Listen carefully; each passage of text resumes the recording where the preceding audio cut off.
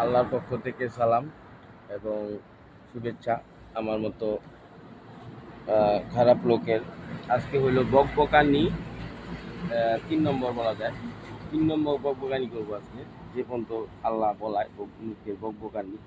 তো বকবকানির পর্যায়ে এবার রিলে একটু বলে দিয়েছিলাম যে এই বিষয়টা নিয়ে বলবো। সেটা হলো 2 নম্বর সূরার 159 নম্বর আয়াতটা আমরা ইংলিশ এবং বাংলার মিশ্রণ দিয়ে আমরা চেষ্টা করব সত্য উদ্ঘাটন করার। যারা কোরআন সামনে আছে তারা মিলিয়ে নিতে পারেন আমি কি ভুল বলতেছি কিনা।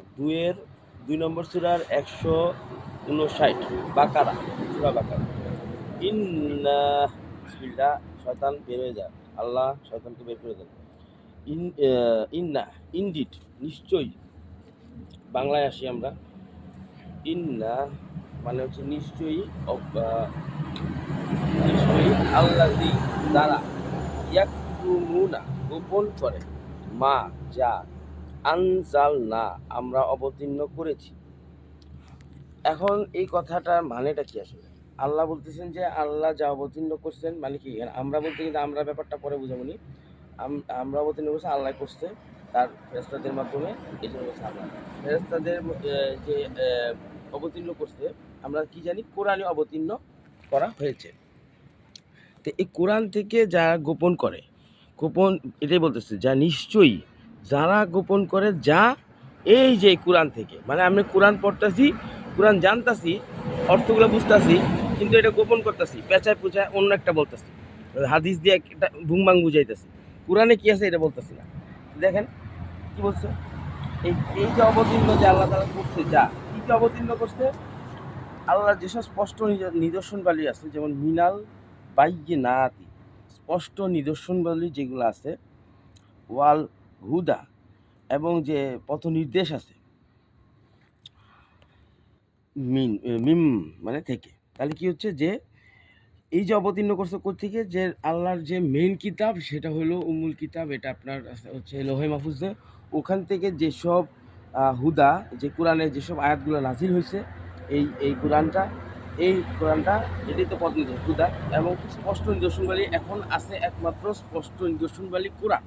আল্লাহ প্রমাণের জন্য একমাত্র স্পষ্ট নিদর্শন হচ্ছে কোরআন। এটা কই পাবেন? সেটা পাবেন হলো 17 নম্বর সূরার 59 নম্বর আয়াতে। এই দেখেন 17 নম্বর সূরা 59, এই 17 নম্বর সূরা 59 নম্বর আয়াতে বলতেছে, এবং না কেউ আমাদেরকে বিরত রেখেছে যে আমরা পাঠাবো নিদর্শন দিয়ে, এছাড়া যে মিথ্যারোপ করেছে তার ব্যাপারে পূর্ববর্তীরা, এবং আমরা দিয়েছি সামুদকে উট মাদি প্রকাশ্য, এবং তখন তারা নির্যাতন করে তার সাথে, এবং না আমরা পাঠাই নিদর্শন দিয়ে এছাড়া যে ভয়স্বরূপ। অর্থ দেখেন, আমরা নিদর্শন পাঠানো বিরত থাকি, যে কেন পূর্বের লোকেরা তা মিথ্যা মনে করে প্রত্যাখ্যান করেছে। তার মানে নিদর্শন পাঠানো এখন বিরত হয়ে গেছে। তারপরে কি বলছে, আমি সামুদ জাতির ঘটনা আল্লাহ তাআলা বলতেছে কি, সামুদকে দিয়েছিল এরকম উট পাঠাইছিল তারা, সামুদ আর আল্লাহ, সে কি করছিল, এই নিদর্শন হিসেবে পাঠাইছিল, কিন্তু তার প্রতি এই উটের প্রতি জুলুম করছিল, এই উটকে মারে ফেলেছিল। তো এই যে এই ভয় প্রদর্শনের উদ্দেশ্যে কেবল আমি নিদর্শন পাঠাই।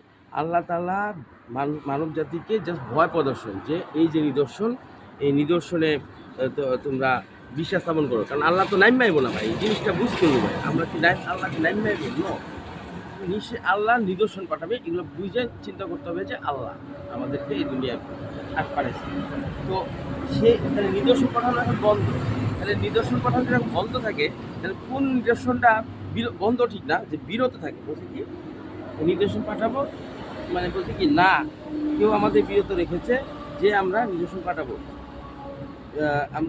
নিদর্শন দিয়ে, এছাড়া যে তারা এই ব্যাপারে মিথ্যারোপ করে, তারপরে প্রমাণ করেছে পূর্ববর্তীরা, যে তোমাদের পূর্ববর্তী যাদের পূর্ব লোকেরা যেটা মিথ্যে মনে করে প্রত্যাখ্যান করছে, মানে কোরআনটাকে, এই যেমন আমাদের একজন বিশিষ্ট আমাদের স্কলার, উনি বলতেছে কোরআন হচ্ছে পাইকারি একটা গ্রন্থ, এখানে হাতাইলে কিছুই পাওয়া যায় না।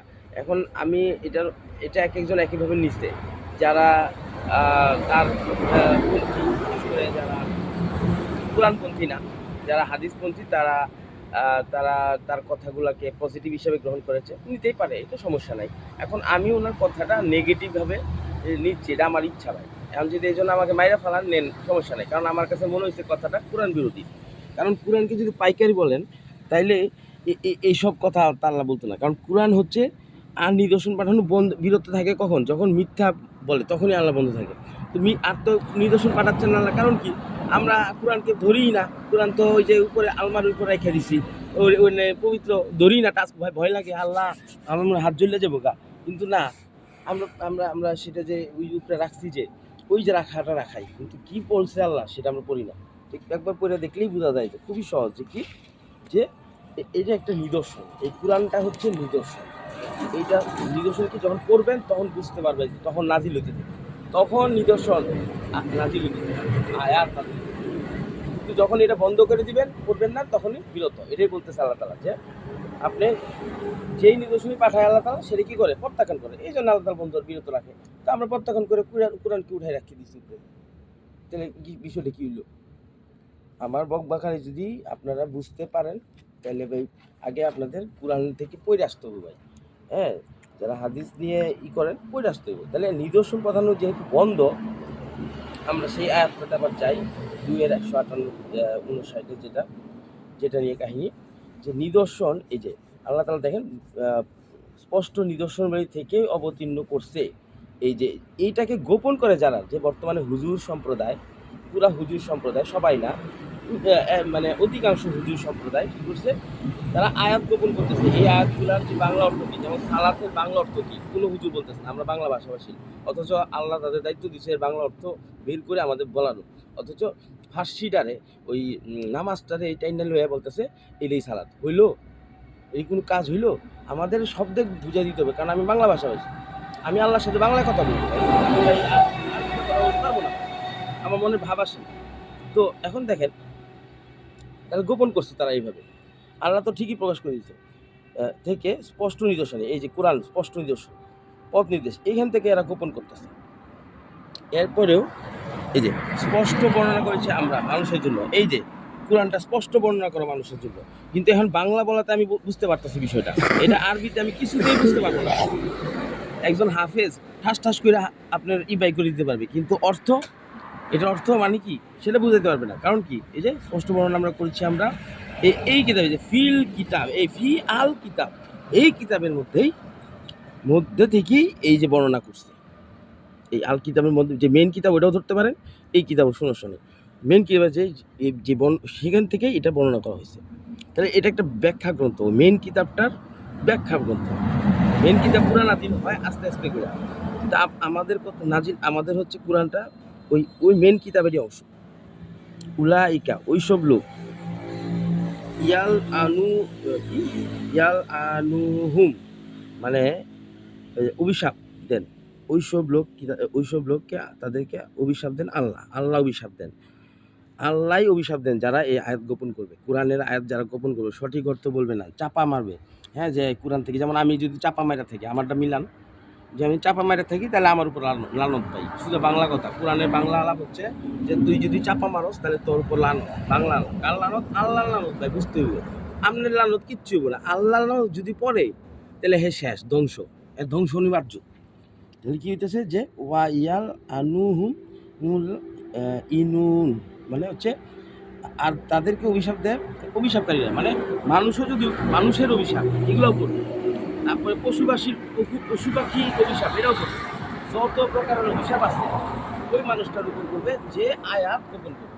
কোরআনের যে আয়াত, এই আয়াতকে যারা গোপন করবে, অর্থ বলবে না সঠিকভাবে, বুংবাং বুঝাইব আমগো। ওই যে আপনাদের উদাহরণ দিলাম, যে সালাত অর্থ একটা বুংবাং করবে, রোজা বলবে, হ্যাঁ, সাওমের বাংলা কি, হ্যাঁ, এই উপবাস, এটা আমি যদি কই উপবাস, আমার কইব হিন্দু, আজব, কইব কিনা বল, আমি যদি কই উপবাস, আমার কইব কি হিন্দু, আজব তোরে ভাই, বাংলায় কইতে আমি পারতাছি না ভাই, আমরা বলে বাংলা ভাষার জন্য বলে সই দিচ্ছি ভাই, তাহলে কেমনে কি, আমি তো তাল বুঝি না।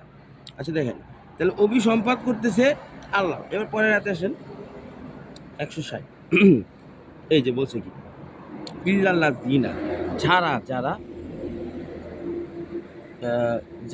যারা তাবু ওয়া আসলাহু সংশোধিত হয়েছে ওয়া বাইনাহু ওয়া বাইয়ানু ফাউলাইকা আতুবু আলাইহিম ওয়া আনা আচ্ছা পরে আলাপ করতেছি আল্লাহ তাআলা আমাদের বুঝার তৌফিক দান করুন।